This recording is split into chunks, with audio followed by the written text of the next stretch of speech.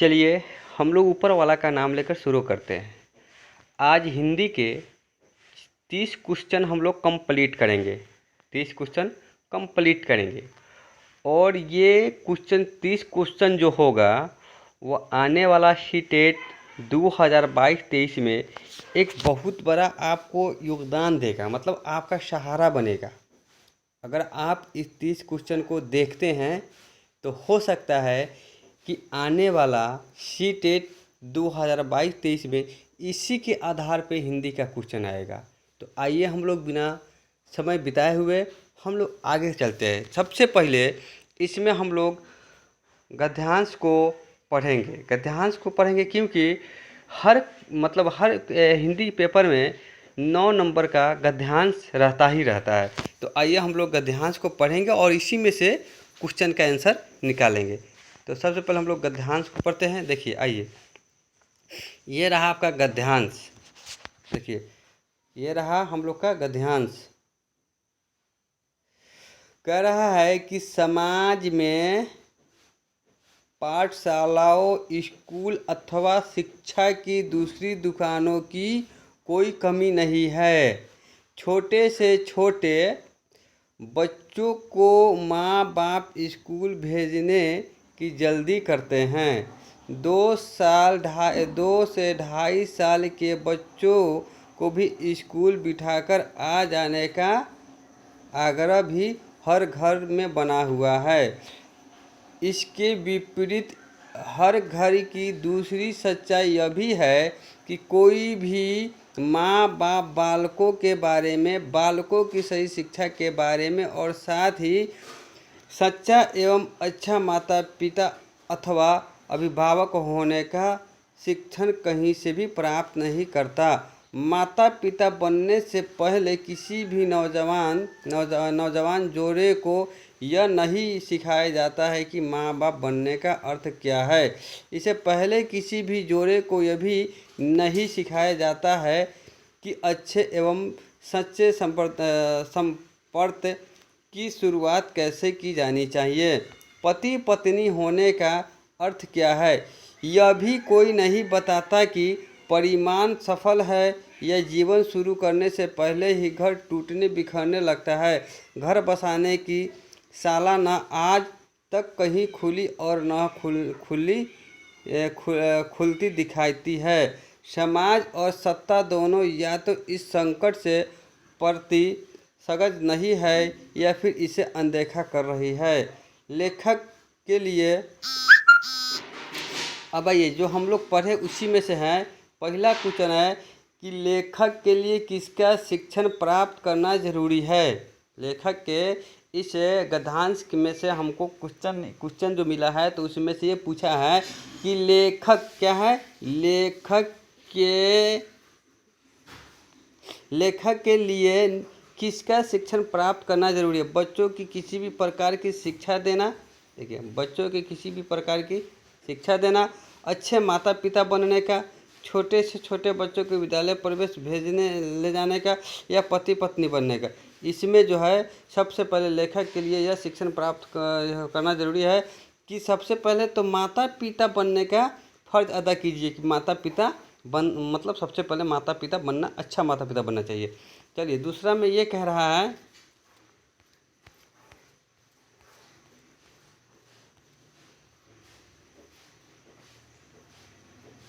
91 number question.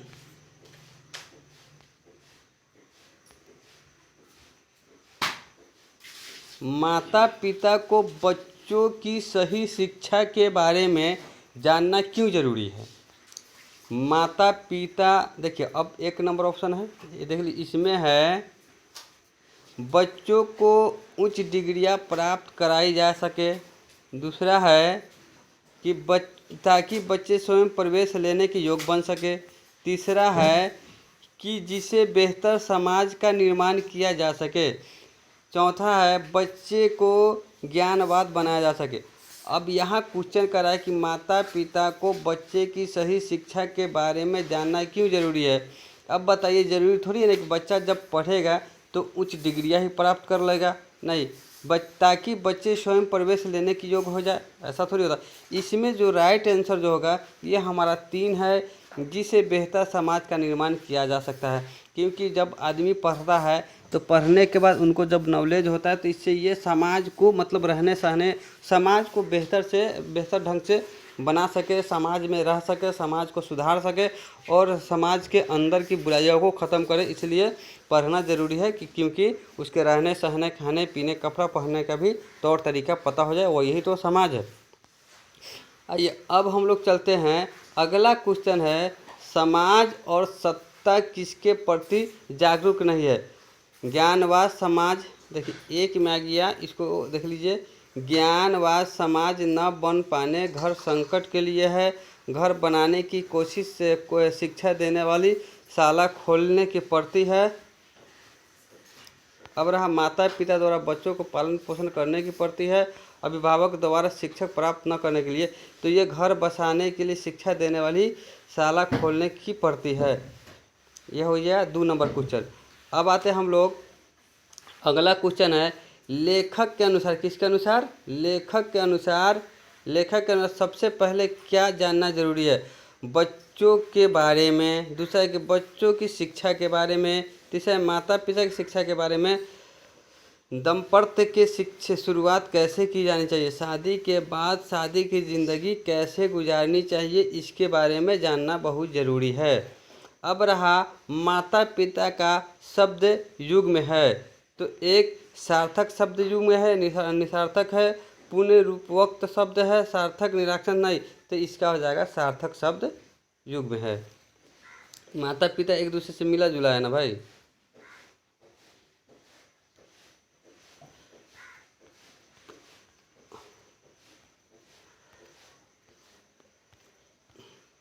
अब आ गया, देखिए अगला क्वेश्चन है, भी शब्द क्या है?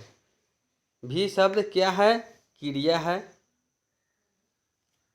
निपात है, संबंधवाचक है या क्रिया विशेषण है? तो भी शब्द क्रिया विशेषण है, क्योंकि भी काम करता है, क्रिया विशेषण। अगला क्वेश्चन है, इसके विपरीत हर घर की दूसरी सच्चाई यह भी है कि डॉट डॉट डॉट वाक्य को रेखांकित अंश का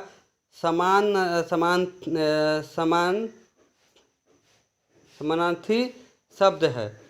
देखिए अब यहाँ विपरीत मतलब उल्टा, घर की सच्चाई तो वास्तविकता, वास्तविकता,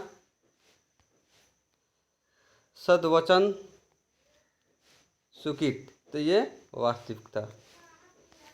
अब हम लोग आगे बढ़, घर के टूटने बिखरने का मुख्य कारण क्या होता है? माता पिता बनने का अर्थ न जान पाना, माता पिता बनने का अर्थ न जान पाना, संपर्क का अर्थ न जानना, घर बसाने की जल्दी करना, तो घर बसाने की जल्दी करना। माता पिता का अर्थ न जान पाना, संप्रदाय का अर्थ न जानना, समझे, घर बसाने की जल्दी करना।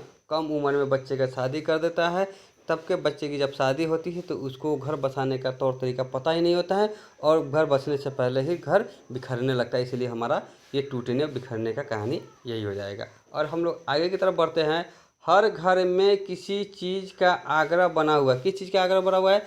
बहुत छोटे बच्चे को स्कूल में पढ़ाने का, बहुत छोटे बच्चे को स्कूल में पढ़ाने का, बहुत छोटे बच्चे को स्कूल से दुकान भेजने का, बहुत छोटे बच्चे को स्कूल में बिठा के आ जाने का। बिल्कुल राइट, ये हो जाएगा, बहुत छोटे बच्चे को स्कूल में बैठा के आ जाने का रिवाज चल रहा है।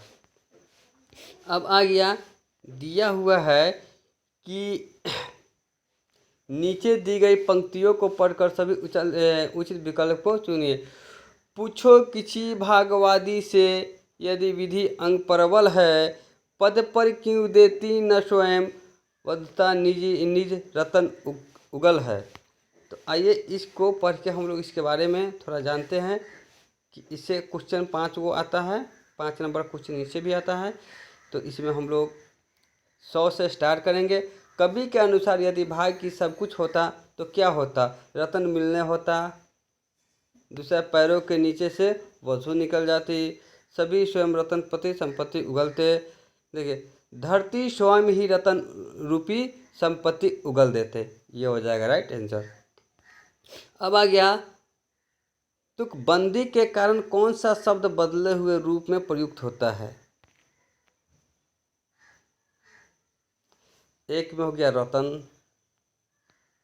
परवल, स्वयं, उगल। तो आइए हम इसको बेहतर ढंग से जानते हैं कि ये आखिर कहता क्या है। कि अब ये इसमें जो कह रहा है, तुकबंदी के कारण कौन सा शब्द उबले हुए रूप में प्रयुक्त होता है? तो उगल, उगल देना, उगल देना। आइए हम लोग आगे तरफ, इसमें कौन सा वसुधा का समानार्थी है? तो मिला जुला है, वसुंधरा, महीप, वारिधि, जलधि। तो आइए हम इसमें भी देखते हैं कि कौन सा सही है। तो सही को हम लोग चुनेंगे।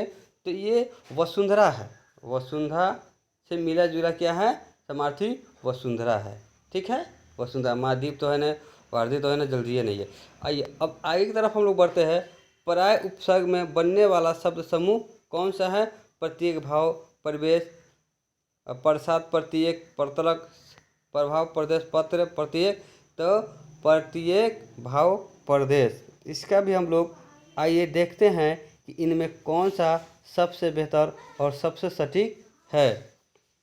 तो इसमें भाव, प्रत्येक पद का ये सबसे सटीक है, क्योंकि ये हमारा राइट आंसर हो गया।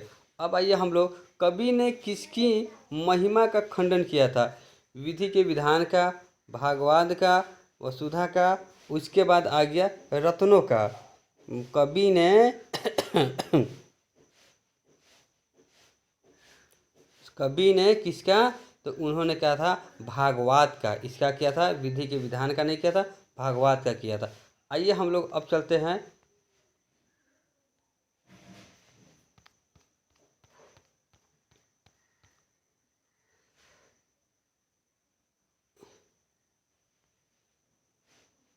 एक 109 से।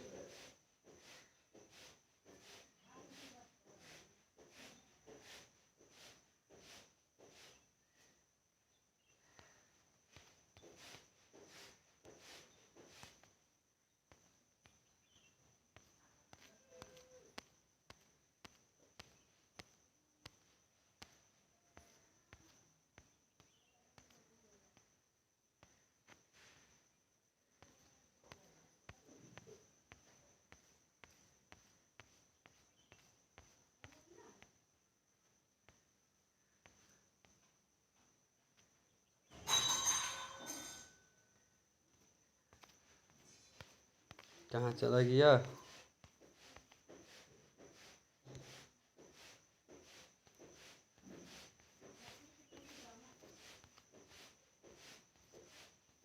आइए, विधि अंग से तात्पर्य है।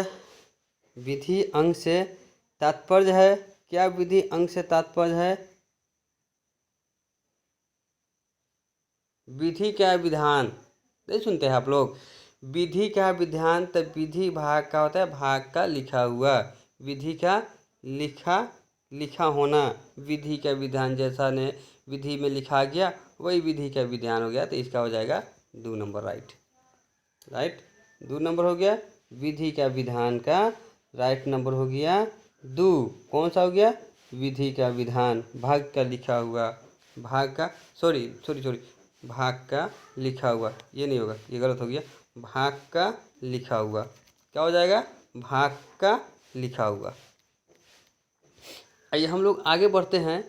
अब ये कह रहा है सबसे उचित विकल्प चुनिए।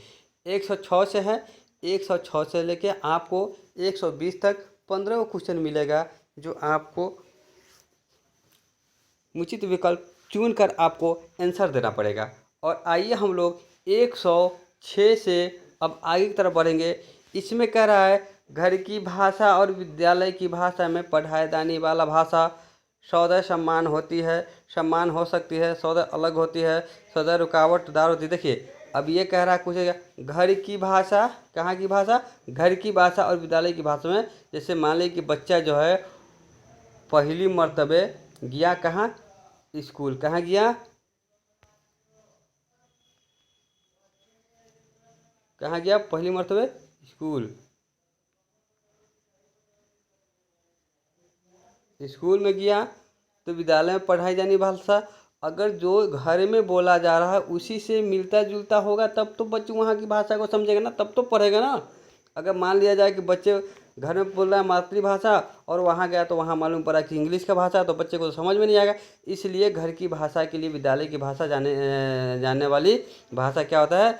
समान हो सकती है, सदैव समान होती है, सदैव समान होती है। तो इसका हमारा ऑप्शन हो जाएगा समान हो सकती है, नहीं सदैव समान होगी। ये सदैव क्या होगी? समान होगी। आइए हम आगे की तरफ बढ़ते हैं। आगे की तरफ क्या कह रहा है? चलिए अब आगे की तरफ आइए। कह रहा है कि प्राथमिक स्तर पर हिंदी भाषा शिक्षण के लिए सबसे अधिक महत्वपूर्ण है। प्राथमिक अर्थात 1 to 5 क्लास स्तर पर हिंदी भाषा शिक्षण के लिए, हिंदी पढ़ने पढ़ाने के लिए सबसे अधिक महत्वपूर्ण क्या हो सकता है? पाठ्य पुस्तक। जी नहीं, सिर्फ पाठ्य पुस्तक से हम भाषा शिक्षण प्राप्त नहीं कर सकते हैं, समझे। उच्च स्तरीय तकनीक, देखिए जिसमें उच्च स्तरीय यंत्र आ जाता है तो ये निगेटिव पॉइंट हो जाता है, ठीक है ना। ये क्या हो जाएगा? निगेटिव पॉइंट हो जाएगा। अब व्याकरण नियम स्मरण करना, अगर इसमें नियम आ गया, स्मरण करना, तो किसी भी ऑप्शन में अगर आप देखते हैं कि नियम करना, स्मरण करना, तो ये क्या हो जाएगा? ये नेगेटिव पॉइंट हो जाएगा, इसलिए ये आंसर नहीं पाए। भाषा प्रयोग का अवसर देना, जब हम विद्यालय में भाषा बोलने के लिए भाषा का प्रयोग करेंगे, भाषा का बोलने के लिए अवसर देंगे, तो बच्चा जो है वो भाषा अधिक, सबसे अधिक रूप में सीखेगा और अधिक से अधिक भाषा के बारे में वो जानेगा। तो हमारा राइट आंसर हो जाएगा 4। राइट आंसर हो जाएगा 4। देखिए अब कह रहा है हिंदी प्रयोग में विविध रूपों को जानने के लिए सर्वाधिक उपयोगी साधन हो सकता है। कह रहा है कि हिंदी प्रयोग में विविध रूपों को, मतलब हिंदी में प्रयोग करें विविध, अलग अलग सामान को, अलग अलग चीज़ को, अलग अलग जगह को जानने के लिए सर्वाधिक उपयोगी साधन हो सकता है। मतलब क्या हो सकता है इसमें साधन? शिक्षा की विविध संपूर्ण ज्ञान। अब बताइए जिनके पास शिक्षा का संपूर्ण ज्ञान होगा वही सारा चीज़ को जानेगा तो नहीं जानेगा। चलिए ये निगेटिव पॉइंट हो गया, संपूर्ण ज्ञान तो होता ही नहीं विभिन्न। अच्छा, सुंदर ढंग से छपी पुस्तक, देखिए सुंदर ढंग से छपी पुस्तक, ये भी नेगेटिव पॉइंट हो गया। अब कहता उच्च स्तरीय लेखन, ये भी नेगेटिव पॉइंट हो गया। बाल साहित्य का विभिन्न उपयोग, ये राइट हो गया। आइए अब हम लोग चलते हैं आगे की तरफ। आगे की तरफ क्या कहता है कि आगे की तरफ कह रहा है कि कक्षा 1 और 2 के बच्चों के लिए क्या करें? कक्षा 1 और 2 के बच्चों के लिए, कक्षा 1 और 2 के बच्चों के लिए आप किस तरह की कहानी का चयन करेंगे जिसमें बहुत सारे पात्र हो? जी नहीं, बिल्कुल नहीं। और बहुत सारे पात्र हो जाएंगे तो बच्चा देखिए डर जाएगा, तो ये निगेटिव पॉइंट हो गया। जिसमें 2 ही पात्र, अब इतना कम ना दे दो कि बच्चा मतलब 2 को पढ़ के ही उसका मन उग जाए, तो ये भी नेगेटिव पॉइंट हो गया। जिसमें शब्दों, वाक्य और घटनाओं का वर्णन की शैली चित्रकलात्मक हो, जो बहुत छोटी हो, तो ये भी नहीं होगा। ये वाला होना चाहिए जिसमें शब्द, वाक्य और घटनाओं के बारे में बताया गया हो, यही राइट आंसर हो जाएगा हमारा 100। इसका 3 ऑप्शन हो जाएगा। और आगे हम लोग बढ़ते हैं। कह रहा है कि प्राथमिक स्तर पर भाषा शिक्षण की प्राथमिकता होनी चाहिए। प्राथमिक स्तर पर भाषा शिक्षण सीखने के लिए प्राथमिकता मतलब उसको अधिकार होना चाहिए। प्राथमिकता क्या होता है? मतलब अधिकार होना चाहिए उसको सीखने के लिए, प्राथमिकता स्तर पर भाषा सीखने के लिए। तो कवि और कहानी द्वारा केवल, आपके जिस ऑप्शन में केवल आ जाए वह नेगेटिव होता है। आइए बच्चों के रचनात्मक और मौलिकता को पोषित करना, आइए इसको भी देखते हैं, आगे देख लेते हैं। सही है, बच्चों की चिंतन क्षमताओं का विकास करना, यह भी सही है। केवल वाला जब भी वर्ड आ जाए तो समझ जाइए कि ये नेगेटिव पॉइंट हैं। तो बच्चों के रचनात्मक का मौका यही तो है, रचनात्मक NCF 2000, क्या उसको बोलते हैं, नई शिक्षा,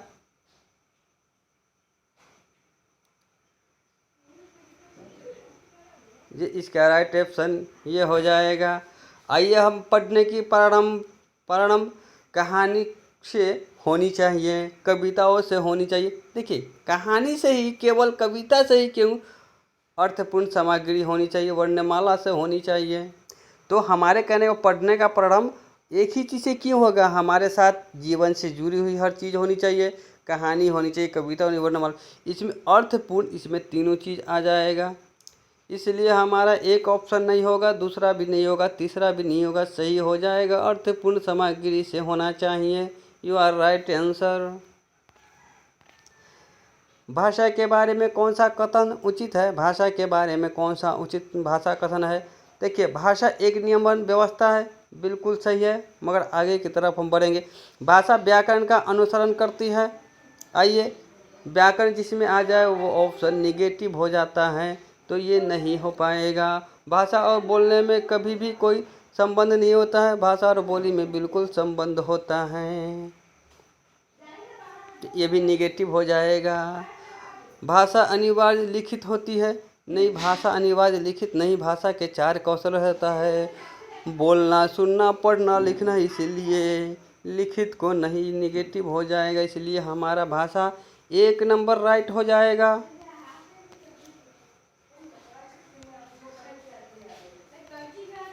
अब आइए हम आगे की तरफ बढ़ते हैं। आगे की तरफ क्वेश्चन में ये कह रहा है कि प्राथमिक कक्षाओं में रोल प्ले भूमिका निर्वाह का उद्देश्य होना चाहिए, एक पद्धति के रूप में इसका उपयोग करना चाहिए। एक पद्धति वाला मामला अगर आ जाता है तो वो कहीं ना कहीं मामला फंस रहा है, मगर फिर भी हम लोग आगे बढ़ रहे हैं। विभिन्न संदर्भों में पाए प्रयोग और अवसर प्रदान करना, बच्चों के अनुशासित रखना, बच्चों को अनुशासित मतलब नियम में रखना। तो बच्चों को अगर हम नियम में रखते हैं तो बच्चा नियम के अनुसार सीखेगा नहीं, इसलिए अनुशासन और नियम में बच्चे को नहीं रखा जा सकता है। बच्चों के अभिनय सिखाना और बच्चों को, ये आपका राइट आंसर 2 हो जाएगा। भिन्न संदर्भों में भाषा का अवसर प्रदान करना। और आगे की तरफ, भाषा हमारे परिवेश में बिखरी मिलती है, यह कथन किस पर लागू नहीं होता है। ये कथन हमारा भाषा प्रयोगशाला पर लागू नहीं होता है, अखबार पर होता है, विज्ञापन पर होता है, साइन बोर्ड पर होता है, मगर भाषा प्रयोगशाला पर नहीं होता है। आइए हम अगला क्वेश्चन पढ़ते हैं। भाषा में कुछ बच्चे लिखते समय वर्तनी संबंधी त्रुटियां करते हैं, एक भाषा शिक्षक के रूप में आप क्या कहेंगे। आइए ऑप्शन पढ़ते हैं। उन्हें सख्त निर्देश देंगे कि वे आगे की गलती न करें। निर्देश देना, सख्त निर्देश देना, ये तो बच्चे को जब हम सख्त निर्देश दे देंगे तो बच्चे की आंतरिक इच्छा जो है वह दब जाएगी, जिसकी वजह से बालक सीख नहीं पाएगा। तो निर्देश देना बिल्कुल गलत है, इसलिए हमारा निर्देश देना निगेटिव पॉइंट हो जाएगा, इसलिए हमारा ये होगा नहीं। दूसरा है, उनकी त्रुटि को बिल्कुल ध्यान नहीं देना। कैसे नहीं देंगे ध्यान, जब बच्चे की त्रुटि को ध्यान नहीं देंगे तो बच्चे जो भी पढ़ेगा वह गलत पढ़ेगा, तो गलत पढ़ना तो गलत है, इसलिए ये भी नेगेटिव पॉइंट हो जाएगा। उनमें बच्चों को 20 बार, देखिए, अभ्यास कराना, बार बार लिखवाना, ये तो हमारा बिल्कुल गलत है, ये भी निगेटिव हो जाएगा। अब रहा हमारे पास, जब 1 नंबर 2 नंबर 3 नंबर निगेटिव हो गया तो चौथा नंबर तो ऑटोमेटिक है कि पॉजिटिव हो ही जाएगा। शब्दों का सही रूप से लिखते हुए बच्चों को दोनों तरह के शब्दों का अवलोकन करने में अंतर करने का अवसर दे देना, राइट आंसर हो जाएगा। अब हम लोग आगे की तरफ बढ़ते। बच्चों की मौखिक भाषा का सतत आकलन करने के लिए सबसे बेहतर तरीका क्या हो सकता है। बच्चों की मौखिक भाषा का आकलन करने का सबसे बेहतर तरीका क्या हो सकता है। बच्चों का मौखिक आकलन, आकलन का मतलब समझ रहे हैं ना आप, जब बच्चा क्लास में हो, क्लास के दौरान पढ़ रहा हो या लिख रहा हो, तो उसी दौरान बच्चे का आकलन किया जाता है कि बच्चा मतलब किस तरह का कैसे पढ़ रहा है, मतलब उसी समय आकलन होता है। तो अब कहने का मतलब है कि अब मतलब ये नहीं कि क्लास में कहीं भी आकलन हो सकता है, समझे। बच्चों के उत्तर पूछना, बच्चों से उत्तर पूछना बिल्कुल सही बात है। भिन्न संदर्भों में बातचीत करना, मगर अच्छा यह भी ठीक है। सुनी हुई दोहराने के लिए कहना, यह भी ठीक है। शब्द पढ़ना, देखिए, दोहराना, प्रश्नों का उत्तर पूछना, शब्द पढ़ाना से लाख बेहतर है भिन्न संदर्भों में बातचीत करना, राइट आंसर। आइए 17 का है, भाषा में सतत और व्यापक आकलन, इसमें भी आकलन आ गया, का उद्देश्य क्या हो सकता है। सतत और व्यापक CCE, सतत और व्यापक CCE हो गया। भाषा के व्याकरण का आकलन करना, अरे व्याकरण को मैं बार बार बोल रहा हूँ ना, व्याकरण का आकलन नहीं करना चाहिए। व्याकरण जिसमें हो वो निगेटिव पॉइंट हो जाता है। भाषा के मौखिक और लिखित रूपों से प्रयोग की क्षमता का आकलन करना। अब है पढ़कर समझने की क्षमता का आकलन करना। वर्तनी और शुद्धि के बिना लिखी की क्षमता का आकलन करना। शुद्धि के बिना लिखने की क्षमता का आकलन करना। तो भाषा मौखिक और लिखित रूपों में प्रयोग का क्षमता का आकलन। जब हम मौखिक रूप से बोलेंगे लिखेंगे तभी तो आकलन होगा ना, इसलिए हमारा राइट डू हो जाएगा। अब आइए हम लोग करते हैं भाषा कक्षा में भिन्न संदर्भ साधनों का उपयोग का उद्देश्य नहीं होता है सभी प्रकार के बच्चों की आवश्यकता का ध्यान रखना। सही बात है, बिल्कुल सही बात है। अब ये कह रहा है सीखने सिखाने की प्रक्रिया को रुचि बनाने। सही बात है। विद्यालय प्रमुख निर्देश, देखिए निर्देश आ गया गलत हो गया, निर्देश आ गया गलत हो गया, निर्देश आ गया गलत हो गया, क्योंकि निर्देश देना, कंठस्थ करना, अपने नियम में रखना, अपने अनुसार बच्चों को चलाना, ये गलत है। तो ये गलत हमारा निगेटिव हो गया, इसीलिए हमारा राइट आंसर ये हो गया। आइए अब आए पाठ्य पुस्तक की भाषा तत्समय प्रधान होनी चाहिए। अब हो गया अधिकांश कठिन शब्दों का उपयुक्त होनी चाहिए। अरे कठिन तो हो गया, गलत हो गया ना, निगेटिव हो गया नहीं यार, तत्समय प्रधान। उसके बाद हो गया बच्चों के घर समुदाय की भाषा से मिलती जुलती होनी चाहिए। बिल्कुल होनी चाहिए यार, पाठ्य पुस्तक की भाषा बिल्कुल होनी चाहिए। अब लास्ट क्वेश्चन है प्राथमिक स्तर पर भाषा सीखने का तात्पर्य क्या। भाषा का व्याकरण सीखना, उच्च स्तरीय साहित्य पढ़ना, भाषा का प्रयोग लिखना, वैज्ञानिक दृष्टि स्पष्ट करना।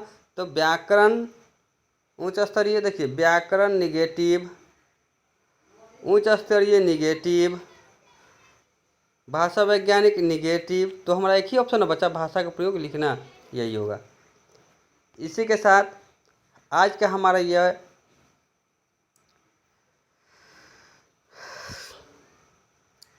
इसी के साथ हमारा ये क्लास समाप्त होता है। आप हमारी इस क्लास को बेहतर ढंग से देखिए, समझिए, पढ़िए और जानिए, ताकि आपको आने वाले एग्ज़ाम में कोई भी क्वेश्चन बिल्कुल आसान हो जाएगा। शुक्रिया, धन्यवाद।